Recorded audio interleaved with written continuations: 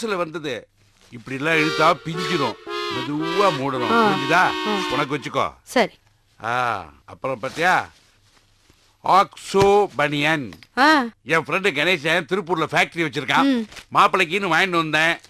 மாப்பிள்ளை எங்க? வந்துட்டே இருக்கேன். என்ன மாப்பிள்ளை, ஏதோ எக்ஸசைஸ் பண்ண போறேன்னு சொல்லிட்டு போனேன். உடம்புல வேர்வே இல்லையே. எக்ஸசைஸ் பண்ண மாதிரி தெரியல. எக்ஸசைஸ் பண்றேன்னு சொல்லிட்டு மோட்டர் விளையத்தை பார்த்து உட்காந்து இருந்தேடா. சரி பரவாயில்ல, நல்ல டயத்துல தான் வந்தேன். உங்களுக்கு பனியன் வாங்கிட்டு வந்திருக்கேன். மாப்பிள்ளை கொடுக்கறதுன்னா எனக்கு தனி சந்தோஷம். இந்தாங்க.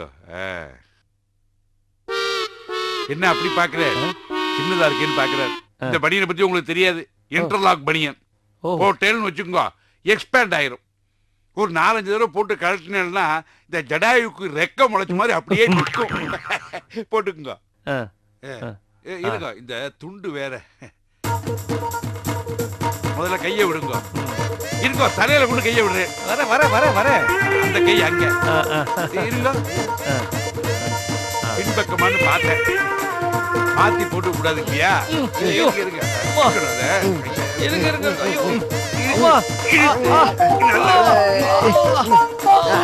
பார்த்து போடுங்க.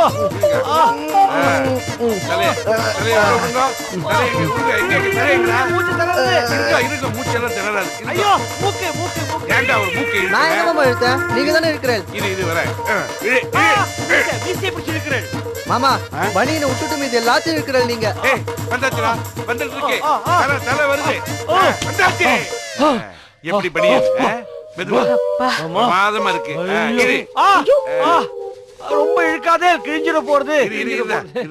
இந்த பனியோட ஸ்பெஷாலிட்டி பத்தியா? தொப்பை எல்லாம் தெரியுது. சிம்பரன் மாதிரி இருக்க மாடர்ன் பனியன் இது. இருங்கோ, இழுத்து விடுறேன்.